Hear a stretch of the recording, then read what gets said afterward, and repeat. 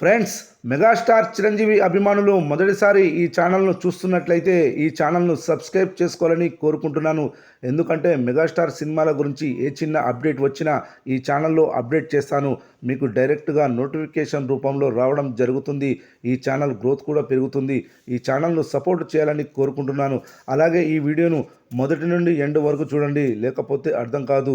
ఈ వీడియో మీకు నచ్చినట్లయితే లైక్ చేయండి, షేర్ చేయండి, కామెంట్ చేయండి, ఈ వీడియోను హైప్ చేయండి. మెగాస్టార్ చిరంజీవి సినిమాకు పాజిటివ్ టాక్ వస్తే బాక్సాఫీస్ దగ్గర ఇప్పటికీ ఎలాంటి విధ్వంసం సృష్టించగలరో మనశంకర్ వరప్రసాద్ గారు చిత్రం రుజువు చేస్తోంది. చివరి చిత్రం బోలాశంకర్ పెద్ద డిజాస్టర్ అయ్యేసరికి ఆయన పనైపోయిందంటూ సోషల్ మీడియాలో కామెంట్లు మొదలయ్యాయి. చిరు బాక్సాఫీస్ స్టామినా ఏంటో తెలియని ఈ తరం కుర్రాలు వెటకారాలు ఆడడం మొదలుపెట్టారు. కానీ ఆయనకు నప్పే క్యారెక్టర్ పడితే ఎలా చెడుగుడు ఆడుకుంటాడో మనశంకర్ వరప్రసాద్ గారు సినిమా చూస్తే అర్థమవుతుంది. అనిల్ రావుపూడికి ఫ్యామిలీస్లో ఉన్న ఫాలోయింగ్కు చిరు స్టార్ పవర్ తోడవడంతో ఈ సినిమా పెద్ద మాస్ సినిమా తరహాలో థియేటర్లను నింపేస్తుంది. మంగళవారం రవితేజ సినిమా భర్త మహాశైలకు విజ్ఞప్తి, బుధవారం అనగనగా ఒక రాజు, నారి నారి నడుమ మురారి చిత్రాలు రిలీజ్ అయినా సరే చిరు సినిమాకు టికెట్లు దొరకడం కష్టమైన పరిస్థితి. 2 తెలుగు రాష్ట్రాల్లో ఉదయం 7 నుండి 8 గంటల మధ్య చిరు చిత్రానికి షోలు నడిపిస్తున్నారు. అలాగే రాత్రి 1 గంట తర్వాత కూడా షోలు పడుతున్నాయి. మనశంకర్ వరప్రసాద్ గారుకు ఆ స్థాయిలో డిమాండ్ ఉంది.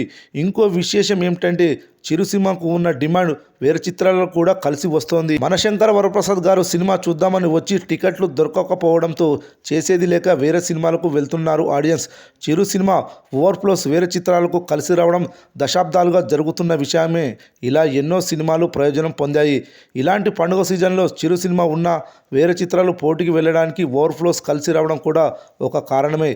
ఇలా పదుల సంఖ్యలో సినిమాలు లాభం పొంది ఉంటాయి. ఇప్పుడు సంక్రాంతి బరిలో ఉన్న మిగతా సినిమాలన్నింటికి చిరు మూవీ ఓవర్ఫ్లోస్ కలిసి వస్తున్నాయి. ఇక ఈ సినిమా కలెక్షన్ల విషయానికి వస్తే మొదటి రోజు 84 కోట్లు, రెండవ రోజు 36 కోట్లు, మూడవ రోజు 32 కోట్లు వసూలు చేసింది. మరి 4వ రోజు పండుగ రోజు ఎంత కలెక్షన్లు వసూలు చేయనుందో చూద్దాం. 4వ రోజు పండుగ రోజు కావడంతో గంటకు 30,000కు పైగా టికెట్లు తెగుతున్నాయి బుక్ మై షో యాప్లో. అలాగే డిస్టిక్ యాప్లో కూడా భారీగా టికెట్లు తెగాయి. 3వ రోజు కంటే 4వ రోజు థియేటర్ ఆక్యుపెన్సీలు పెరిగాయి. 4వ రోజు థియేటర్ ఆక్యుపెన్సీలు ఈ విధంగా నమోదయ్యాయి.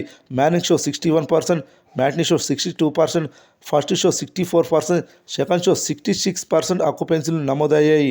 ఈ ఆక్యుపెన్సీలను చూస్తుంటే 4వ రోజు 40 కోట్ల గ్రాస్, 22 కోట్ల షేర్ వసూలు చేయనుందని తెలుస్తుంది. 4 రోజుల టోటల్స్ కలెక్షన్స్ కలుపుకుంటే 192 కోట్ల గ్రాస్, 110 కోట్ల షేర్ వసూలు చేసినట్లవుతుంది. ఇంకా ఈ సినిమా బాక్సాఫీస్ దగ్గర 22 కోట్లు షేర్ వసూలు చేస్తే బ్రేక్ ఈవెన్ అవుతుంది. 5వ రోజుతో ఈ సినిమా బ్రేక్ ఈవెన్ కానుందని తెలుస్తుంది. చూడాలి మరి 5వ రోజు బాక్సాఫీస్ వద్ద మెగాస్టార్ మనశంకర్ వరప్రసాద్ మూవీ ఎలా సందడి చేయనుందో.